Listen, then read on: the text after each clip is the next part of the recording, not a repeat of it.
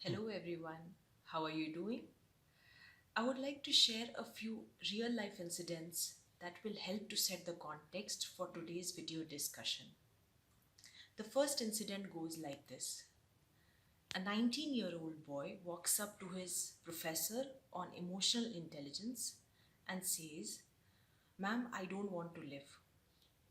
The professor is absolutely shocked to hear this coming from a very bright student who always stood first in his class throughout his school and college. She could not believe her ears. She again asked him to tell what are the issues he has been facing.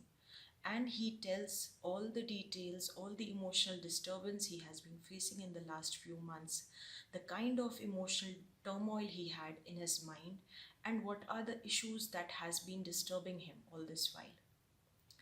The professor takes an immediate notice of this and charts out a plan to help him recover from this emotional disturbance. After a couple of months, the boy comes back to this professor with a happy face and says a big thank you. Even though the professor was happy to hear this, but still she asked him that why didn't you disclose this to your parents? It was sad, but the boy says that the parents could not understand his emotions, his emotional disturbance, the change in his behavior. The second story goes like this. Daniel Goleman, also known as the father of emotional intelligence, said in one of his TED Talks about the world's largest investment organization. He happened to meet the CEO of this company. The CEO of this company told him about the hiring process in this organization, where they hired the best in the industry, the best in the market, the best talent.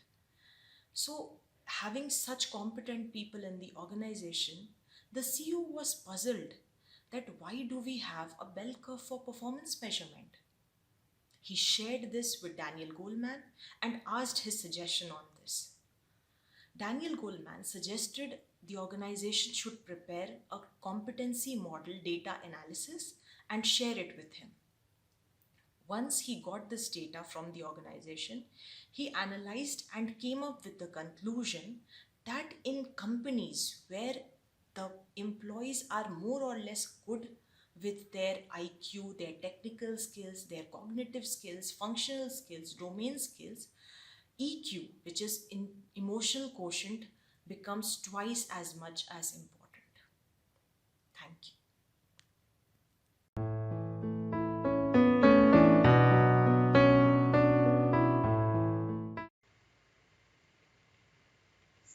When it comes to happiness and success in life, emotional intelligence matters just as much as intelligence quotient.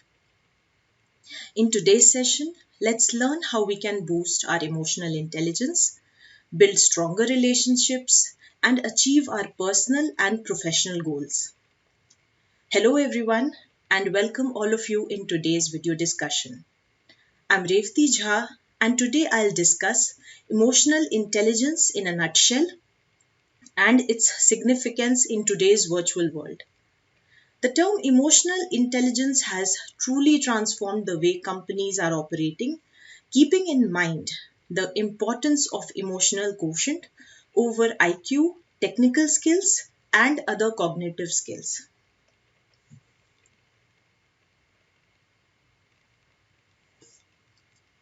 Let's take a look at today's agenda.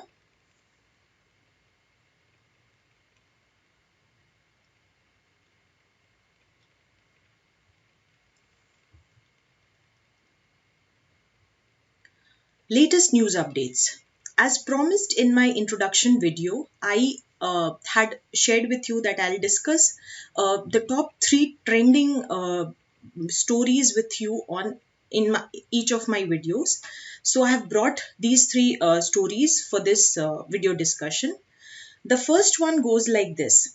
The World Health Organization has fixed 10th October as World Mental Health Day to highlight the urgent need to increase investment in chronically underfunded sector. The COVID pandemic has disrupted critical mental health services in 93% of countries worldwide, while the demand for mental health is increasing according to this survey. The survey of 130 countries provides the first global data showing this kind of a devastating impact of COVID on access to mental health services and underscores the urgent need for increased funding. In the second story, this survey has been done by Gartner Incorporation. 68% of organizations introduced at least one new wellness benefit by late March 2020 to aid employees during the pandemic. HR leaders can consider three strategies to support employees' holistic health during this kind of an outbreak. The first is to take an employee centric approach. How can they do this? By surveying their employees to understand how their needs have changed during the pandemic and where their offerings may be lacking. The second step is to secure leaders' buy in. For example, leaders can share weekly testimonials, explain how they are coping with the effects of this kind of a crisis, and tell us what impact it has on them and their loved ones, or announce when they are about to go for a walk or a stroll to stay ahead in company fitness challenges. The third strategy can be communicate to the workforce. HR leaders can use virtual events and message boards to communicate new messages to reinforce the current benefits available and help employees navigate them easily. The third story again reiterates the message of employees to their employer to provide support on all areas of well being, not only just physical health programs focused on losing weight or understanding health risks. This was like before this pandemic, such wellness benefits were there in the organizations. But now the employees need a little more beyond their work. It can be designed to help employees meet their financial, mental, community, and social health goals.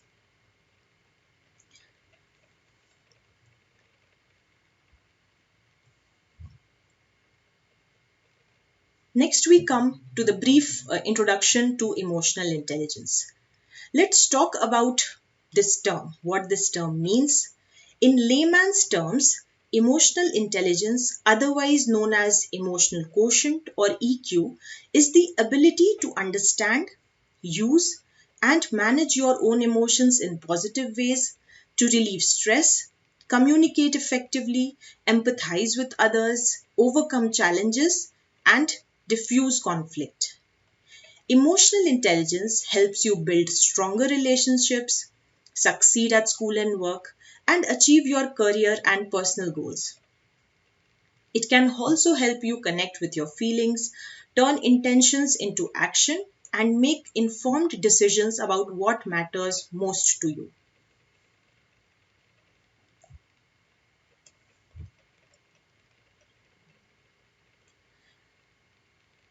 In this slide, I have shown the emotional intelligence framework. This is the EI framework, also known as the four attributes of emotional intelligence. Let's discuss one by one. The first is the self-awareness competency. Self-awareness is actually the ability to recognize one's own emotions and how they affect our thoughts and behavior. It's not only knowing one's feelings, but also how they impact our performance, understanding our strengths and limitations, trying to understand how everyone else sees us. All these are signs of high self awareness. The next pillar is self management. It is the ability to control impulsive feelings and behaviors, manage your emotions in healthy ways, take initiatives, follow through on commitments, and adapt to changing circumstances. As an example to this, Andrew S. Grove, once the CEO of Intel and who built Intel into a dominant company, said, "There were two times Intel could have died as a company, but how it managed to survive was how the higher management decided to handle their emotions. If we had frozen, if we had panicked, if we had denied, he said, we wouldn't be here today. The next pillar is social awareness. This is the ability to have empathy. You can understand the emotions, needs, and concerns of other people, pick up on emotional cues, feel comfortable socially, and recognize the power dynamics in a group or organization. Empathy should be the most important belief in the workplace, I feel. One reason is the kind of diversities in today's organizations when we are working with our customers, our vendors, our client base, when their backgrounds are so different from us. It takes empathy to sense how they are going to react. And when we want them to give their best efforts, motivate them, and we want to have a competitive advantage over others in the industry, it takes a lot of empathy. Next is relationship management. You know how to develop and maintain good relationships, communicate clearly, inspire and influence others, work well in a team, and be able to manage conflicts. For example, coaching and mentoring should be the most important aspect in today's training and development initiatives in an organization. If you want to scale, it is because everyone can be a coach and a mentor. If each one in the workplace inculcates that attitude to be able to coach and mentor others, then emotional intelligence can be easily ingrained in the culture of the organization. A research study has shown that there is a group level emotional intelligence that teams exhibit, and the more EI the team has, the more productive they are by whatever metric applies to that team. They not only establish norms that help them, they are very open about each member's strengths and limitations. They have a high group self awareness. They also have empathy at the team level, which means they are able to understand other teams' needs and also help each other put their best foot forward.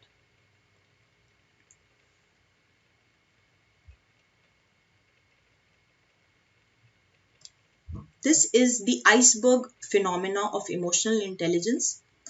It's just the tip of an iceberg.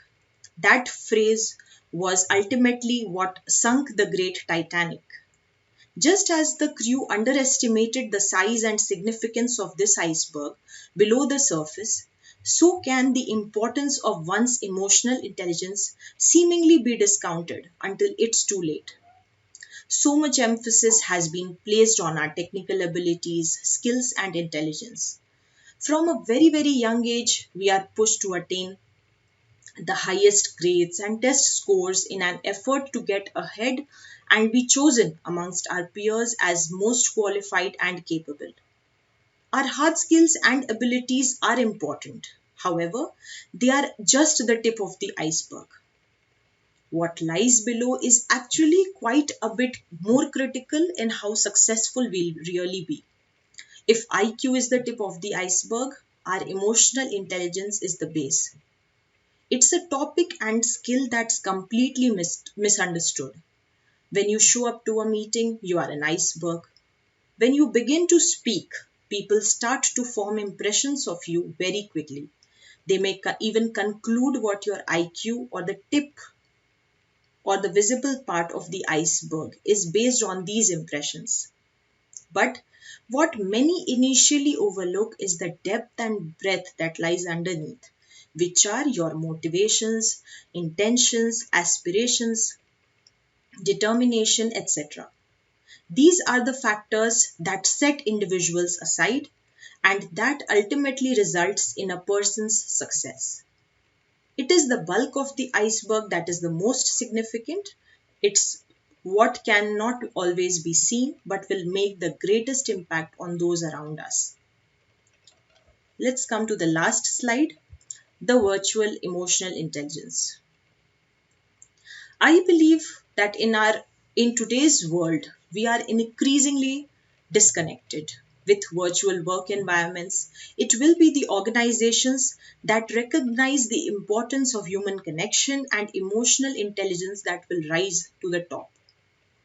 As described in the Harvard Business Review article, those who want to stay relevant in their professions will need to focus on skills and capabilities that AI or artificial intelligence has trouble replicating, understanding, motivating, and interacting with human beings. In other words, emotional intelligence. There are small yet powerful moves leaders can make to build a more engaged virtual team. First is to personalize recognition. Even though when you see your team on one screen, you need to recognize each team member's individual needs and motivations. Remote work has made it easy to identify the introverts and extroverts in your virtual meetings. Leaders need to accommodate their meetings to benefit both types of team members, allowing the introverts to speak and the extroverts to sit back and listen. A productive team meeting fosters an opportunity to connect with participants, offers direction and purposes while creating space for others to step up and share their knowledge. The second is to set work boundaries. Just because you are working all hours of the day doesn't mean that your virtual team's expectations should be the same. Remote workers are balancing homeschooling, personal and partners stressors, and maybe even financial setbacks. As a leader, you need to respect your employees' boundaries and try your best to avoid adding more stress. The third is to create flexibility. The 9 to 5 workday is now a time of the past, and remote teams need a more flexible work schedule. Virtual work has forced employers to be open to flexible working arrangements. Nobody wants to be told how to do something, so allowing employees do their work on their own terms gives them a sense of freedom. This flexibility level also instills a sense of confidence in your employees that you know you trust them enough to get their work done and meet deadlines in the most productive way for them.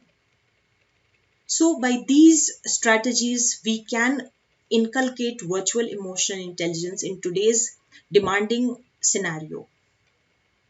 With this, I come to the end of the discussion.